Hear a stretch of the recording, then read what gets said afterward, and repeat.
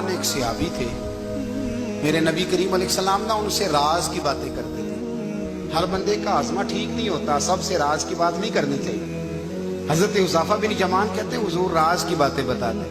مدینہ منورہ میں جو منافقین تھے ان کی لسٹ بھی نبی پاک نے حضرت حذیفہ بن یمان کو دی تھی. جب کوئی مشکوک آدمی مر جاتا نا تو صحابہ کہتے ہیں ہم دیکھتے اگر حضرت حذیفہ نے جنازہ پڑھا ہے تو ہم بھی جنازہ پڑھ لیتے.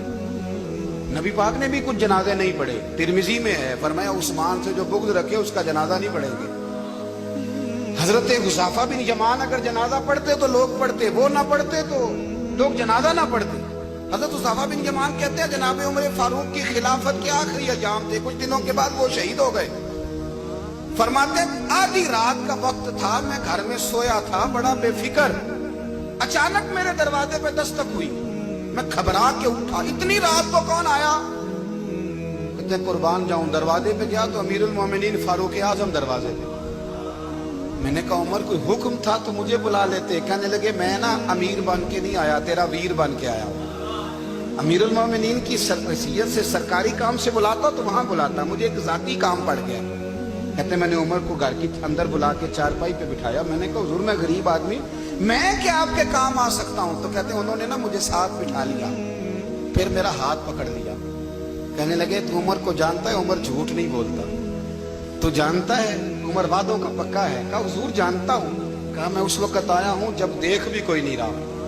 حضرت حذیفہ بن یمان کہتے ہیں پریشان ہو گیا, حضور پہلیاں نہ بجھوائے, مہربانی کر بتائیں کدھر آئے ہیں. حضرت عمر فاروق فرمانے لگے 62 سال کا ہو گیا, وہ 63 میں چل رہا ہے, داڑھی سفید ہو گئی ہے, پھل پک گیا, اٹھ فریدہ ستیا, داڑھی آ گئی پور, اگا نیڑے آ گئی, پیچھا رہ گئی دور. اب قبر اشر کا معاملہ صاف نظر آنے لگا ہے. کہا حضور مجھ سے کیا چاہتے ہیں؟ حضرت عمر رو پڑے. کہنے لگے آج میں عشاء کے بعد نکلا ہوں تو نبی پاک کے صحابہ مجھے نیک کہہ رہے تھے, پھر میں نے بچوں کی ماں سے اور بچوں سے بھی پوچھا ہے, وہ بھی مجھ سے راضی ہیں. پر حذیفہ تیرے ساتھ نبی پاک راز کی باتیں کرتے تھے, سچ بتا کہیں عمر کا نام منافقوں میں شامل تو نہیں؟ سچ بتا ان منافقین میں تو شامل نہیں, کہیں اوپر سے تو نہیں سارا کچھ؟ حضرت حذیفہ بن یمان کہتے ہیں میں باپ کے مرنے پہ اتنا نہیں رویا جتنا عمر کے سوال پہ رویا. میں قدموں میں بیٹھ گیا, میں نے کہا نہیں عمر یہ تو میں نے نہیں سنا, لیکن یہ میں نے نبی پاک سے ضرور سنا ہے کہ میرے بعد اگر کوئی نبی ہوتا تو عمر ابن خطاب ہوتا. یہ میں نے اپنے کانوں سے سنا ہے کہ عمر جس گلی سے گزرے شیطان رستہ بدل جاتا ہے.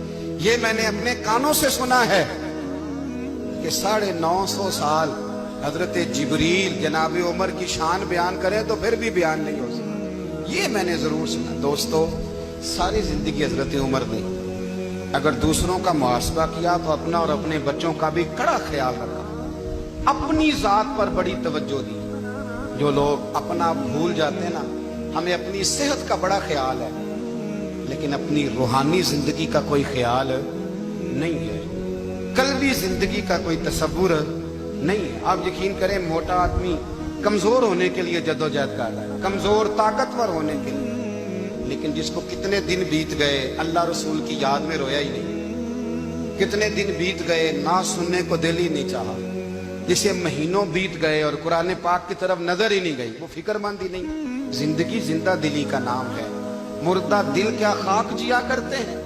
بھائی حضرت عمر کی زندگی دور حاضر میں ہمیں یہ سبق دیتی ہے کہ کڑی نگرانی رکھو اپنے پودوں کی, کڑا خیال رکھو اپنے ذاتی باغ کا, اور یہ جو تمہارے دل کی دنیا ہے یہ تمہاری روح کی زندگی ہے, اس کا محاسبہ کرتے رہو.